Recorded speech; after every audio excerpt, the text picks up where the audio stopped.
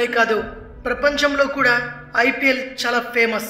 అందులోనూ Chris Gayle మరీ famous. ఎందుకో అందరికీ తెలుసు. క్రిస్ గేల్ కొట్టినట్టుగా సిక్స్లో వేరెవరు కొట్టలేరు. ఇంతమందిని తన ఆటతో అలరించే క్రిస్ గేల్ గతం వింటే చాలా బాధగా ఉంటుంది. ఇప్పుడు పెద్ద పెద్ద కార్లు, భవనాలు, లగ్జరీగా రాజభోగాలు అనుభవించే క్రిస్ గేల్ వెనుక ఒకప్పుడు అన్నం దొరకక దొంగతనాలు చేసిన రోజులు కూడా ఉన్నాయట. క్రిస్ గేల్ చిన్నప్పటి నుంచి కటిక పేదరికంలో పెరిగాడు. తనని చదివించలేక వాళ్ళ నాన్న చిన్నప్పుడే తన చదువుని మానిపించేశాడు. స్కూల్కి వెళ్ళకపోవడంతో క్రిస్ గేల్కి ఎక్కువ మంది మిత్రులు ఉండేవారు కాదు. దాంతో తనొక్కడే వాళ్ళ అమ్మకి ఎలాగైనా సహాయం చేయాలని అనుకున్నాడు.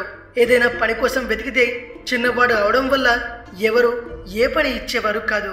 దాంతో క్రిస్ గేల్ చెత్తలో దొరికే ప్లాస్టిక్ వస్తువులు అమ్ముకొని దాంతో వచ్చే డబ్బులు వాళ్ళ అమ్మకి ఇచ్చేవాడట. కొన్నిసార్లు ఆకలేసి దొంగతనాలు కూడా చేశానని గేల్ చెప్పడం విన్నాం. అలాగే ఎన్నో కష్టాలు పడుతున్న సమయంలో లూకాస్ క్రికెట్ క్లబ్లో స్టూడెంట్స్ కోసం, గల్లీ వాళ్ళ కోసం ట్రయల్స్ వేస్తుండగా చూడటానికి వెళ్ళాడు. గేల్కు అప్పటి వరకు క్రికెట్ అంటే ఏంటో తెలీదు. కానీ వాళ్ళు ఆటం చూసి బంతిని కొట్టాలని అర్థమైంది. దాంతో వచ్చిన అవకాశాన్ని వదులుకోవద్దని వేసిన ప్రతి బంతిని తనకు వీలైనంత గట్టిగా కొట్టాడు. దాంతో ఈ కుర్రాడిలో ఉన్న టాలెంట్ ఊరికే పోకూడదని వాళ్ళు ఆహారం పెట్టి గేమ్ నేర్పించారు.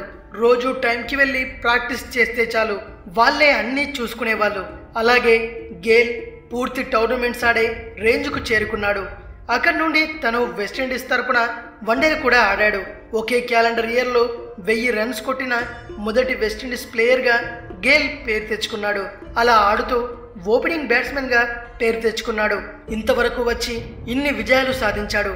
ఇప్పుడు గేల్ ఆస్తులు మొత్తం $15 మిలియన్ ఉన్నాయని గేల్ ప్రకటించాడు. ఎంత ఎదిగినా ఒదిగి ఉండే స్వభావం గేల్ది. అందుకే గేల్ అంటుంటాడు, లూకాస్ అకాడమీ లేకపోతే గేల్ ఇప్పుడు రోడ్ల మీద ఉండేవాడని. గేల్ చెప్పింది ఒకటే, వచ్చిన అవకాశాన్ని వదిలిపెట్టుకోకు. ఎవరికి తెలుసు అదే నీ చివరి అవకాశమని. జీవితంలో అద్భుత అవకాశాలు ఒక్కసారే వస్తుంటాయి. ఆ అవకాశాన్ని ఎలా వాడుకొని నీ భవిష్యత్తుకు ఎలా బాటలు వేసుకుంటావనేది నీపై ఆధారపడి ఉంటుంది. ఈ వీడియో గనక మీకు నచ్చినట్టయితే లైక్ చేయండి, షేర్ చేయండి. మరిన్ని ఇంట్రెస్టింగ్ వీడియోస్ కోసం రీమిక్స్ కింగ్ ఛానల్ని సబ్స్క్రైబ్ చేయండి.